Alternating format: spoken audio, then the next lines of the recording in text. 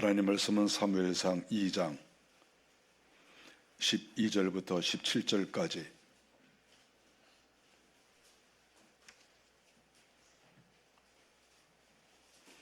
한 목소리로 같이 읽겠습니다.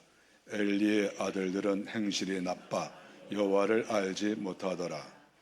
그 제사장들이 백성에게 행하는 관습은 이러하니 곧 어떤 사람이 제사를 드리고 그 고기를 삶을 때 제사장의 사환이 손에 3살 갈고리를 가지고 와서 그것으로 냄비에다 솥대나 큰 솥대나 가마에 찔러 넣어 갈고리에 걸려 나오는 것은 제사장이 자기 것으로 가지되 실로에서 그곳에 온 모든 이스라엘 사람에게 이같이 할 뿐 아니라 기름을 태우기 전에도 제사장의 사환이 와서 제사 드리는 사람에게 이르기를 제사장에게 구워드릴 고기를 내라.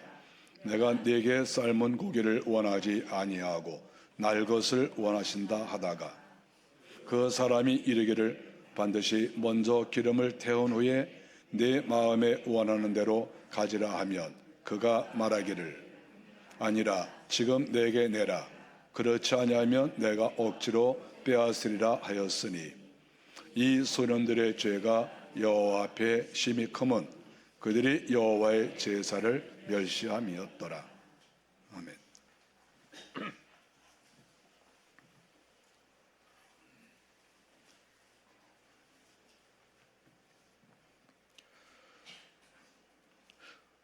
오늘은 우리가 어버이 주일로 지킵니다. 어버이 주일은 부모와 자녀와의 관계를 바르게 정해주는 그러한 기회라고 생각을 합니다.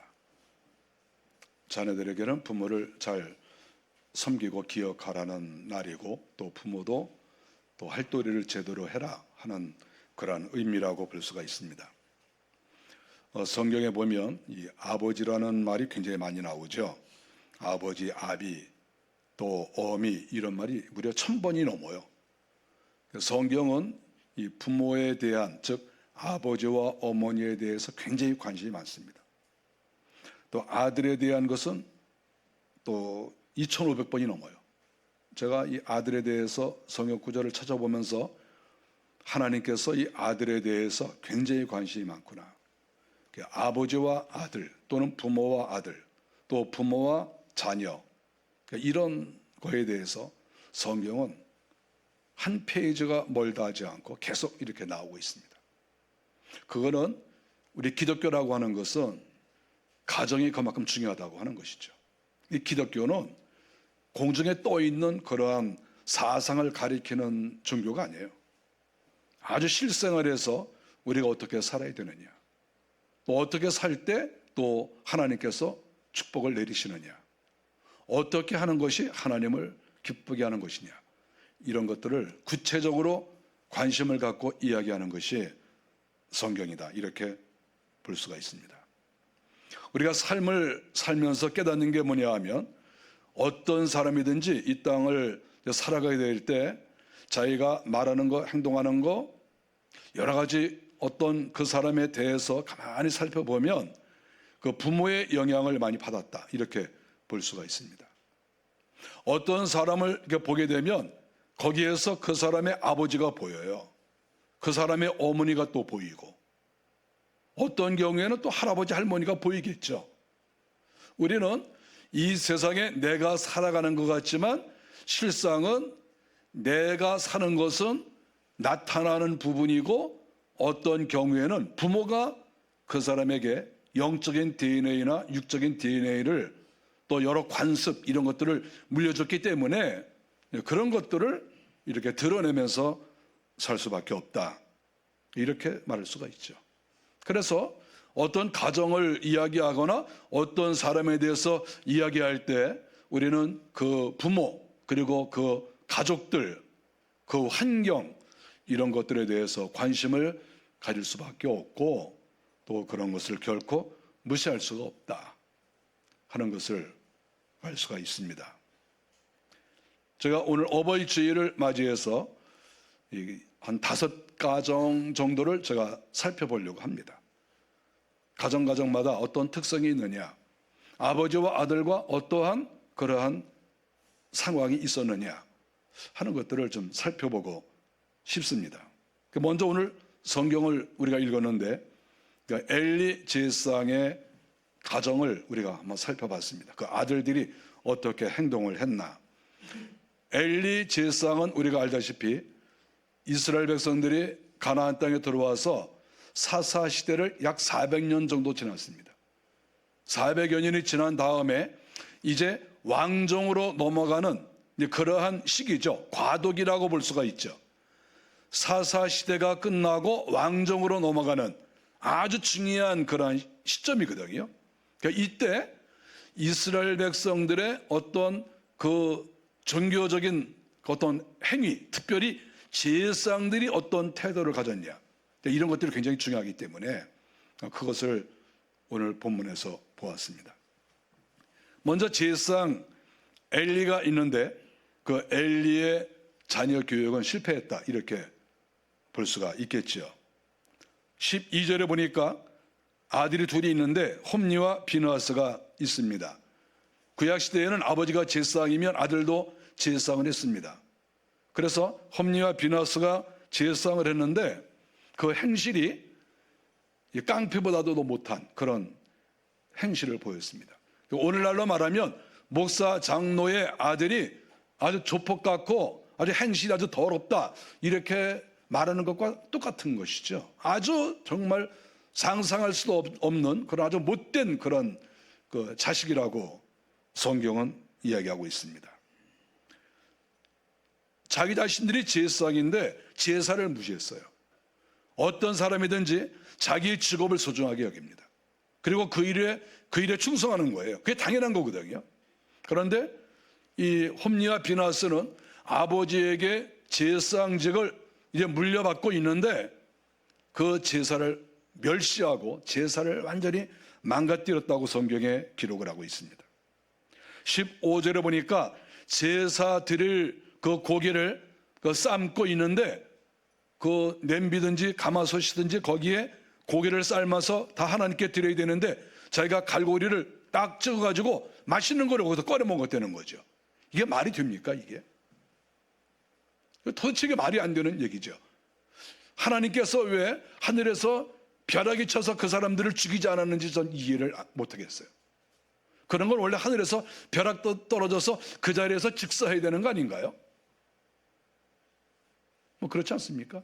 또 하나님께 이게 제물을 이렇게 태워서 이렇게 삶아서 드려야 되는데 먼저 고기를 달라, 내가 구워 먹겠다, 또 이렇게 또 요청을 했다고 성경 기록을 하고 있습니다.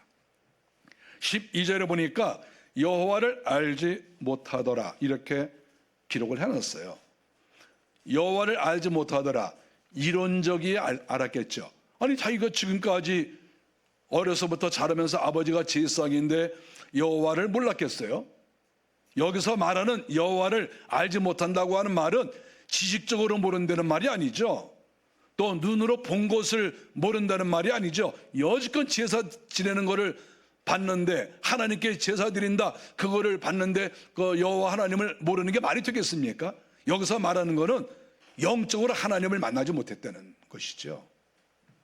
우리가 하나님의 나라를 위해서 일하는 사람들이 아무리 공부를 많이 하고 인격이 훌륭해도 하나님을 못 만난 사람이 굉장히 많고, 그런 사람들이 주의를 하면 문제가 생기는 거예요. 홈리와 비느하스가 얼마나 그 성전에 대해서 알았고 하나님께 제사 드리는 것을 얼마나 잘 알았겠어요. 근데 성경은 아니잖아요. 여호와를 알지 못하더라. 12절. 이거 무서운 말씀이거든요. 오늘날의 목사 장로가 있는데 만일에 하나님께서 혹시 오셔서 너는 나를 모른다, 이렇게 말할 수도 있는 거예요. 제가 목사인데요, 제가 장로인데요, 제가 뭐 예수를 50년 믿었는데요. 그런데 하나님께서 너도 나를 모르고 나도 너를 모른다, 이렇게 말씀을 하실지도 모르는 거죠. 왜냐하면 제사를 무시하는 거예요. 예배를 무시하고, 예배가 얼마나 소중하고 예배를 하나님이 받으신다고 하는 이 정말 어미한 사실을 모르는 거죠. 여러분, 예배는 굉장히 중요한 거예요. 하나님이 이 예배를 받으시거든요. 만일에 예배를 온전하게 드리지 않는다, 불경하게 예배를 드린다 그러면 하나님께서 징계를 할 수밖에 없어요. 그래서 이 예배는 굉장히 소중한 거예요. 우리가 최선을 다해야 돼요. 예배를 드릴 때는 마음을 다해서, 뜻을 다해서, 정성을 다해서 하나님께 예배하고, 그랬을 때 하나님께서 인정해 주시는 것이지, 나 예수 오래 믿었는데요, 그거 하나님 앞에 통하지 않는다. 그것을 여기서 가르쳐주고 있습니다. 엘리의 두 아들 홈니와 비나스가 이렇게 엉망진창으로 제사상 일을 하고 성전 예배를 완전히 망가뜨린 이 이유가 뭐겠습니까?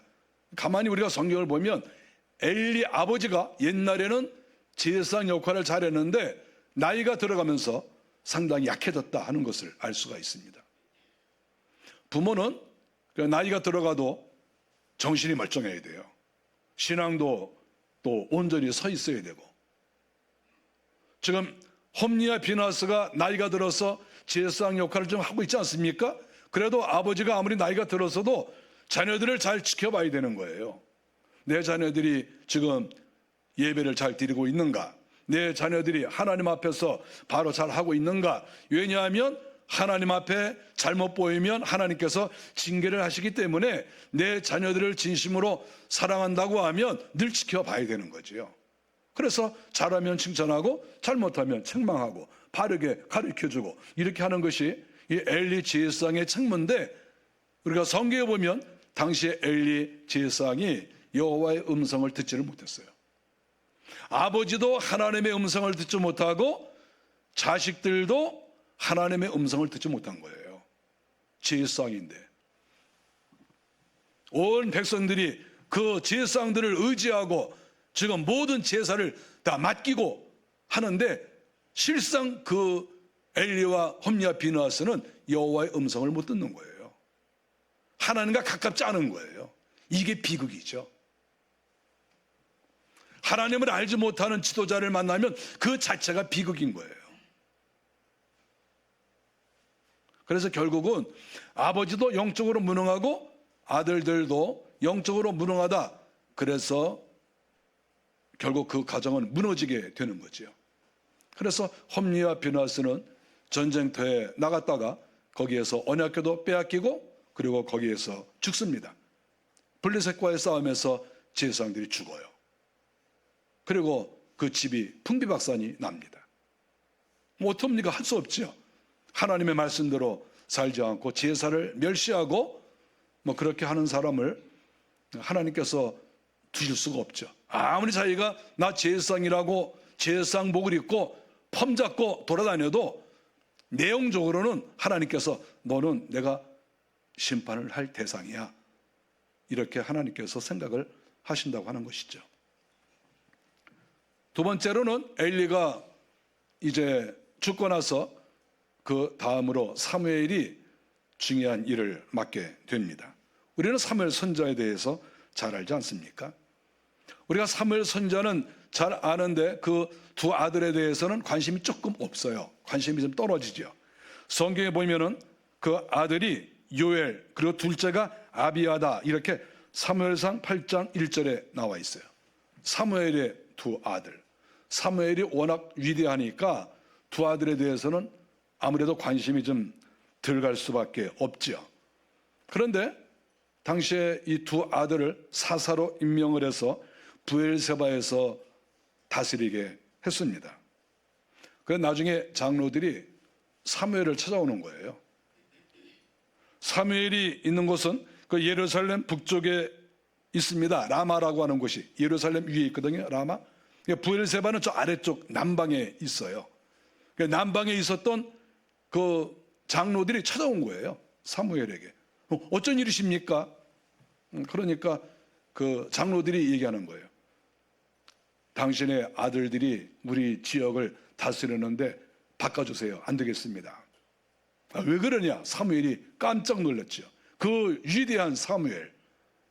이 얘기를 하는 거예요. 당신의 아들들이 뇌물을 받아먹고 재판을 다 엉터리로 하고 있다. 가장 중요한 것이 원리 원칙을 따르는 것인데 그렇게 뇌물을 받아먹고 그래가지고 되겠느냐?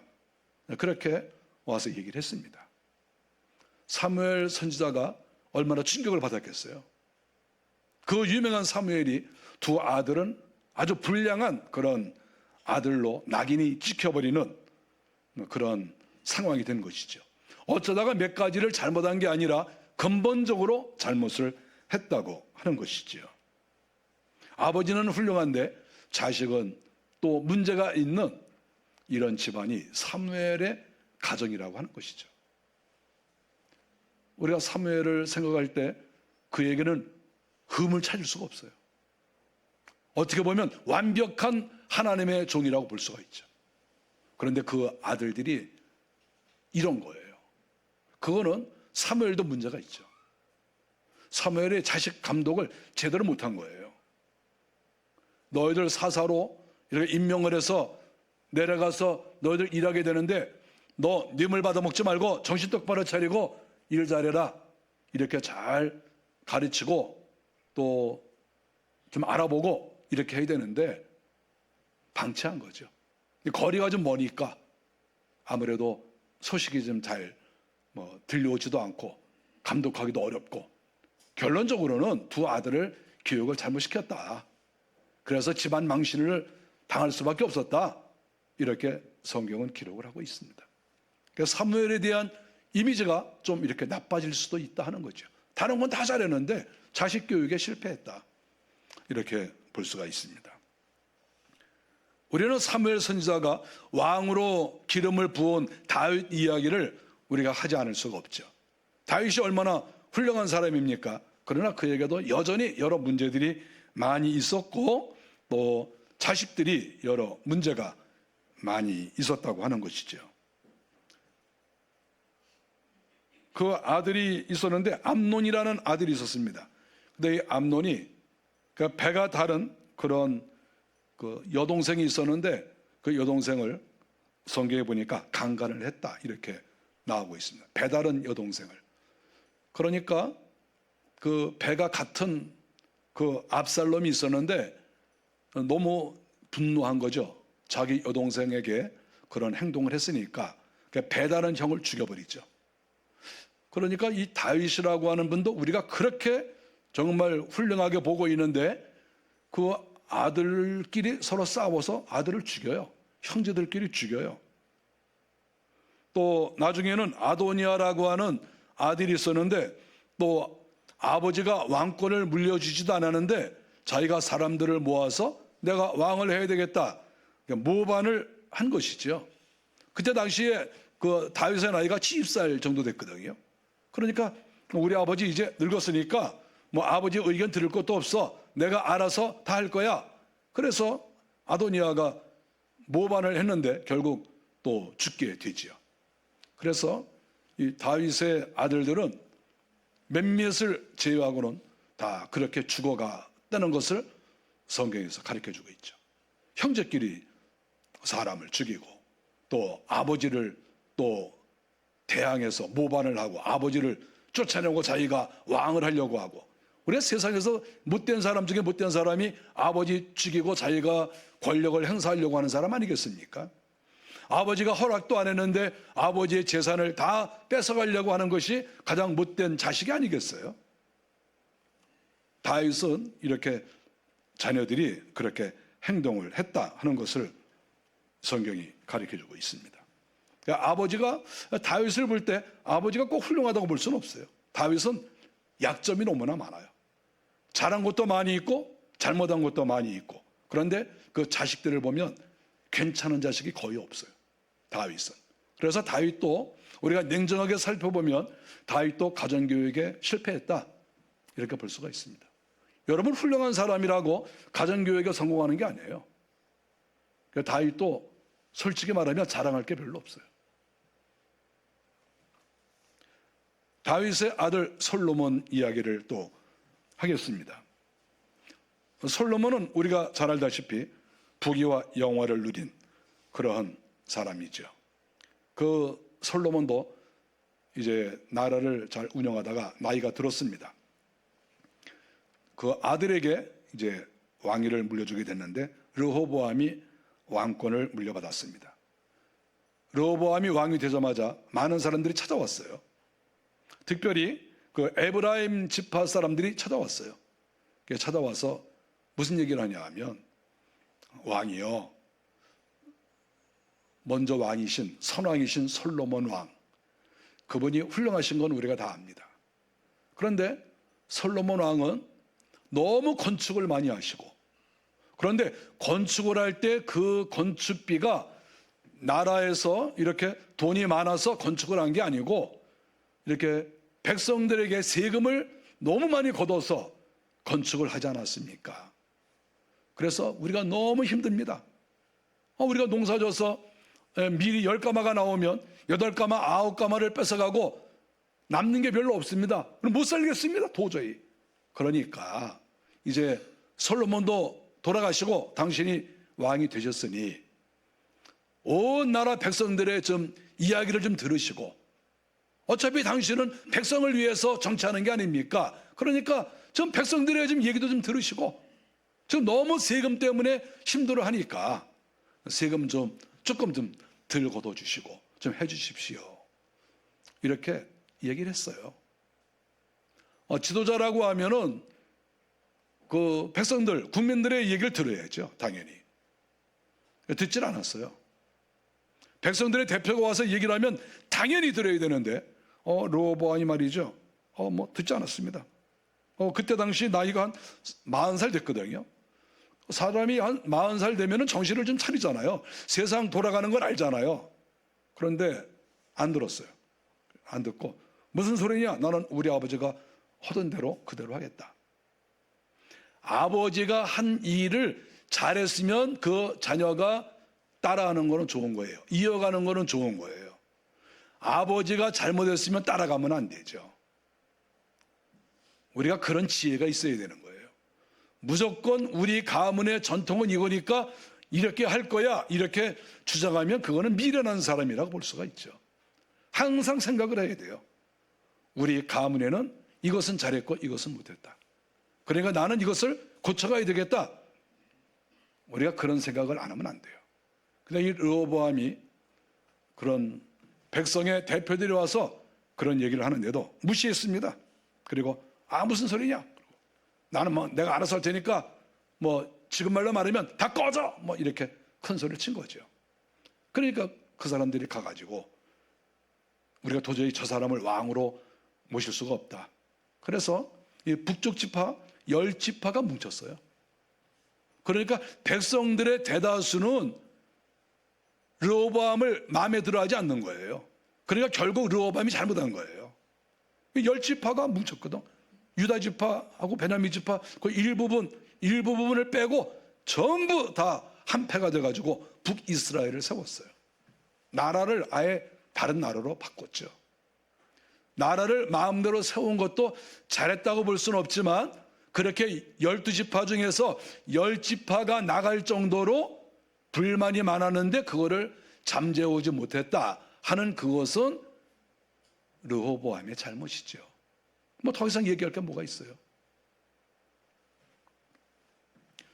우리가 아는 것처럼 솔로몬이 어땠습니까? 솔로몬은 우상 숭배를 많이 하도록 방치했습니다. 그리고 이방의 많은 여인들을 사랑했습니다. 그 여자의 숫자는 셀 수도 없죠. 그리고 자녀 교육에 신경을 많이 쓰지를 못했습니다. 솔로몬 아래에서 교육받은 르호보암이 아버지하고 별로 차이가 없었어요. 부정적인 요소들이 많았죠. 똑같이 건설에 집중하고 또 백성들의 고통을 알아주지 못했습니다. 그래서 결국은 나라가 반쪽이 나고 별로 힘없는 왕이 되고 남쪽 유다가 쇠락의 길을 걸어가게 됐다. 솔로몬도 잘한 거 없고 또 그 아들 르호보암도 당연히 잘한 게 없다. 이렇게 말할 수가 있습니다. 세월이 좀 지나서 한 200년쯤 지나서 히스기야가 나옵니다. 다른 사람들은 별로 유명하지 않으니까 유명한 히스기야는 이 자녀 교육을 어떻게 했을까 또 한번 생각해 보는 거죠. 히스기야가 나라를 다스리는 도중에 병에 걸렸습니다. 죽을 수가 있었죠. 그가 하나님께 기도했어요. 하나님, 저 지금 죽을 수 없습니다. 그리고 아주 간절하게 기도를 했어요. 그때 이사야 선지자가 있었는데 이사야 선지자가 또 하나님께 기도하고 하나님 살려주십시오. 그래서 기도했습니다. 그래서 하나님께서 이사야를 통해서 이렇게 해라. 그래서 그렇게 했는데 병이 났어요. 15년 동안 더 오래 살았다. 성경이 이렇게 기록을 했어요. 여러분 15년 더 사는 게 엄청난 거잖아요. 그래서 히스기야는 15년을 더 살았습니다. 저는 히스기야에 대해서 부정적으로 보는 게 뭐냐 하면 그가 15년 더 살면서 그때 낳은 아들이 아주 악명 높은 므낫세 왕입니다. 나중에 므낫세가 왕이 되는데 12살입니까? 13살입니까? 그때 왕이 되잖아요. 그 왕이 돼서 나라를 50년 동안 다스리면서 나라를 완전히 풍지박산으로 만들어놨어요. 완전히 나라가 망해버린 거예요. 므낫세 때. 성경에 보니까 그가 아내가 18명, 첩이 60명, 아들이 28명, 딸이 60명. 딸들의 이름을 다 알면 그 사람은 천재야. 그 60명을 어떻게 알겠어요? 번호 매겨야지, 번호. 1번, 2번, 25번 이리 와라. 59번 이리 와라. 뭐 그래야 되는 거죠. 므낫세가 이렇게 수많은 자녀를 두고 또 아내와 첩을 두고 살았습니다. 더 문제가 뭐냐 하면 우상 숭배를 하고 성전 제사를 망가뜨려 버렸습니다. 21장 6절에 보니까 자기의 아들을 불 가운데 지나게 하며 점치며 사수를 향하며 신접한 자와 박수를 신임하며, 신접한 자 박수를 신임했다. 무당을 신임했다는 거예요. 하나님 나라의 왕이. 이거 뭐 상상이나 하겠습니까? 그리고 왕하 21장 16절에 보니까 많은 경건한 자를 죽였다. 이렇게 나와요. 경건한 사람은 죽이고 무당은 좋아하고 우상 숭배하고 그러면서 50년을 이렇게 나라를 다스렸습니다. 그 나라가 제대로 서겠나요? 완전히 망가진 거죠. 그러니까 저는 히스기야와 그 아들 므낫세를 생각하면서 이런 생각을 했어요. 히스기야가 그때 그냥 죽었어야 되는데 하나님께 기도하지 말고 이렇게 병에 걸렸을 때 하나님 제가 죽겠습니다. 그래 딱 죽었으면 므낫세가 안 나왔을 거 아니에요. 그러면 다른 아들이 뭐 왕이 됐을 거 아닙니까? 우리가 이게 하나님께서 생명을 살려주시면 그런 보상을 해야 돼요. 하나님 앞에. 하나님이 나를 5년을 더 살게 하셨다, 10년을 더 살게 하셨다 그러면 하나님께서 마음에 들어하는 일을 해야죠. 내가 이런 일을 하면 하나님이 좋아하시겠다. 하나님이 그렇게 하라고 생명 연장하신 거 아니에요? 그런데 오히려 이 히스기야는 이런 므낫세 같은 그런 아들을 낳아가지고 나라를 더 망가뜨렸다. 이렇게 성경이 기록을 하고 있습니다. 히스기야는 조금 훌륭한 것 같지만 자식은 아주 완전히 못된 그런 불량한 아들을 낳았다. 이렇게 볼 수가 있죠. 우리가 성경에 나타난 위대한 분들, 제가 일부러 그분들에게 어떤 부정적인 것을 심어주려고 하는 것도 아니고 망신 주려고 하는 게 아니라 여기에 나와 있는 엘리, 사무엘, 다윗, 솔로몬 한 사람 한 사람을 다 살펴보면 잘한 사람이 별로 없어요. 부모도 훌륭하고 자녀도 훌륭하고 이런 집이 별로 없어요. 부모의 그 명성을 이어가지를 못해요. 그게 안타까운 거죠. 부모의 반이라도 따라갔으면 좋겠다. 이럴 만하면 정말 훌륭한 것 같아요. 제가 성경을 보면서 부모의 명성을 반이라도 이어가면 정말 그 집안은 성공한 집안이다. 이렇게 생각할 수가 있죠. 어떤 집은 50년, 100년 지나는데 더 발전하는 집안이 있잖아요. 멋진 집안이죠. 아들, 손자가 더 모든 것을 발전시켜 나간 거예요. 그야말로 그러한 집안은 훌륭한 집안이라고 볼 수가 있죠. 성경에 나타난 이런 훌륭한 집안들 보면은 자녀 교육에 거의 실패했어요. 자식들이 잘된 집이 별로 없어요. 저는 이러한 때 그 사울 왕을 생각합니다. 사울 왕은 성경에 보면 다윗을 시기를 많이 했습니다. 그리고 또 사울 왕은 3번씩이나 귀신 들린 얘기가 성경에 나옵니다.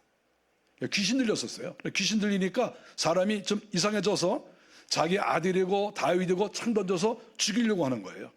귀신이 들려서. 그러니까 완전히 정신이 혼미한 거죠. 그 정도로 상태가 안 좋았어요. 우리가 사울을 존경하는 사람이 누가 있습니까? 하나님께서 아말렉을 죽여라. 그래도 죽이지 않았어요. 사울은 정말 문제가 많은 왕이었어요. 그런데 그 아들 요나단이 있습니다. 저는 제가 성경을 연구하면서 좋아하는 사람 중에 하나가 요나단입니다. 저 요나단 굉장히 좋아해요. 이 요나단은 다윗이 블레셋과 싸우고 골리앗 죽이고 이기고 돌아왔을 때 요나단이 다윗을 아주 귀하게 여겼어요. 우리가 사람이 말이죠, 누가 잘되고 누가 어떤 공로를 세우면 시기하는 게 굉장히 많아요. 우리가 친구들끼리도 마찬가지예요.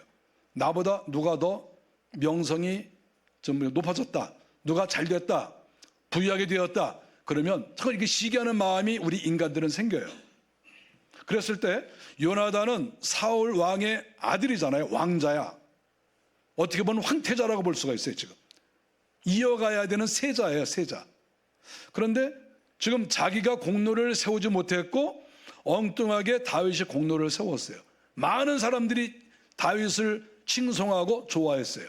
그러면 이렇게 자기가 생각해, 아니 사람들이 지금 내가 장차 아버지가 죽으면 내가 이어서 왕을 해야 되는데 다윗을 저렇게 좋아하니까 이거 뭐야 이거? 이렇게 생각할 수 있잖아요. 근데 요나단은 그렇게 하지 않았어요. 다윗을 아주 굉장히 좋아하고 사랑했다, 이렇게 얘기합니다. 시기 질투를 하는 게 아니라 나라를 위해서 일한, 원수와 싸워 이긴 그 다윗, 자기보다 더 지금 이름이 알려지고 사람들에게 칭송을 받는 그 다윗에 대해서 시기하지 않고 끌어안았어요. 오히려 사랑했다고 성경에 나와요. 저는 이 요나단을 옛날부터 좋아했습니다. 성경을 읽을 때마다 정말 요나단 훌륭한 사람이다, 다윗보다 더 훌륭하다, 이렇게 생각했어요. 어느 날 아버지가 다윗을 죽이려고 하는 것을 알았습니다. 요나단이 가서 얘기했어요. 아버지, 다윗 죽이지 마세요. 다윗을 왜 죽이려고 합니까? 그러니까 짐으로 말면 이놈의 새끼가, 그러고 창을 들어가지고 요나단을 죽이려고 했죠. 근데 거기에 굴하지 않았어요. 중심이 딱 박혀 있는 거야. 다윗은 하나님의 사람, 이 나라가 바로 서려면 다윗이 바로 서야 돼. 다윗을 보호해야 돼. 다윗은 대단한 사람이야. 이 마음이 절대 변하지 않았어요. 그리고 다윗을 건져뒀어요. 다윗을 피신하게 하고. 여러분, 이런 사람 있어요? 우리 교회에 그런 사람 있어요?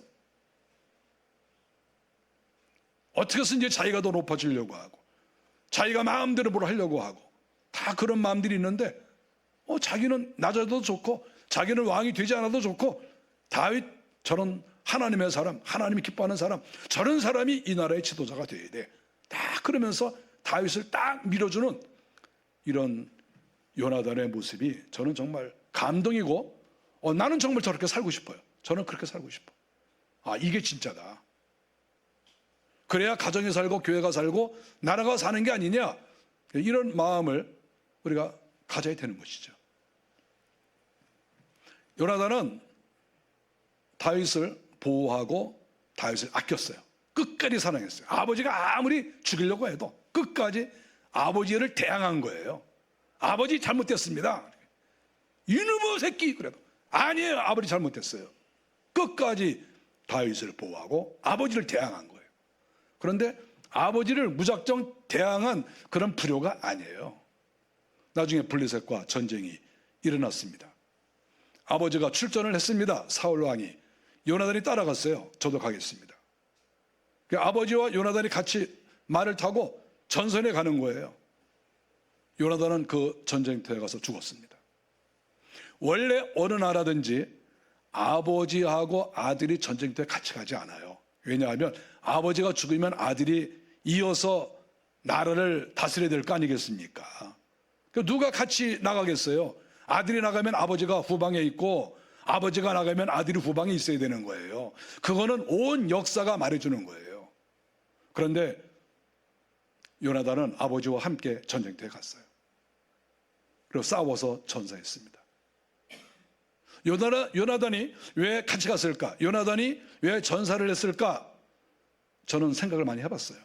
그랬을 때 요나단의 마음은 내가 죽어도 우리나라는 다윗이 있다. 비록 우리 가문 사람은 아니지만 다윗이야말로 하나님이 사랑하고 또 그만한 자격이 있다. 이것을 요나단이 마음속으로 받아들인 거예요. 그러니까 아버지와 함께 전쟁터에 가서 기꺼이 죽은 거죠. 요나단이 죽으니까 다윗이 왕이 된 거예요. 요나단이 죽지 않았으면 다윗이 왕이 되겠어요? 절대 안 되죠. 왜냐하면 항상 아버지와 아들이 쭉 이어가는 건데 이렇게 거기는 베냐민 지파고 다윗은 유다 지파인데 유다 지파가 왕이 되겠어요? 절대 안 돼요, 그거. 그런데 딱 요나단이 죽어주니까 사람들이 다윗 주변에 모이고 또 다윗이 왕이 되었을 때 저항하는 세력이 별로 없고 결국 다윗이 왕이 된 거 아니겠어요? 다윗이 왕이 된 결정적인 그러한 공로는 오히려 사울 왕의 아들인 요나단에게 있다. 저는 이렇게 생각합니다. 그래서 우리가 사울 왕에 대해서는 좀 비판적이고 사울 왕은 뭐 어쩌고 뭐 구원도 못 받았고 자꾸 뭐 이런 얘기를 많이 하잖아요. 그렇게 사울처럼 또 자식 교육을 잘 시킨 사람이 없죠. 요나단이라고 하는 훌륭한 아들을 낳은 거예요. 그렇지 않습니까? 여러분, 지금 우리가 지금까지 열거한 여러 사람들 중에서 이렇게 사울처럼 훌륭한 사람이 누가 있어요? 다윗을 보호한, 하나님의 나라를 위해서 일하게 한 그러한 아들을 지금 낳은 사람이 누가 있습니까? 엘리가 그랬습니까? 다윗이 그랬습니까? 사무엘이 그랬습니까? 히스기야가 그랬습니까? 누가 잘했습니까? 누가? 사울은 위대한 사람이에요. 그 아들 요나단을 이렇게 멋지게 키워서 하나님 중심으로 하나님의 사람을 알아보고 기꺼이 자기가 전쟁터에 가서 희생하는 이런 훌륭한 아들이고, 그 아들의 아버지가 누굽니까? 사울이지 누굽니까? 우리가 성경을 좀 솔직하게 봐야 돼요. 과연 아버지와 아들, 어떤 사람이 과연 훌륭한 사람이냐? 아버지가 훌륭하냐? 아들이 훌륭하냐? 우리가 냉정하게 봐야 되고, 정말 우리가 존경할 만한 사람들은 누구냐 하는 것을 생각해 봐야 돼요. 어버이 주일을 맞이해서 우리는 가족에 대한 중요성을 다시 한번 생각하고, 또 부모와 자녀 다 중요합니다. 부모는 부모로서의 역할을 잘 감당하고, 자녀들은 또 자녀들 나름대로 또 역할을 잘 감당해야 됩니다. 부모를 공경하고 존경하지만 부모가 잘못하는 것도 있거든요.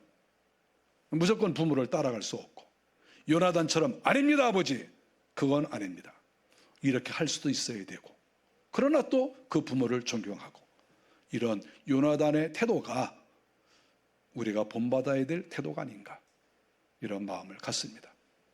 어버이 주일을 맞이해서 좋은 부모님들 되시고 좋은 자녀들이 되시기를 바랍니다. 기도하겠습니다.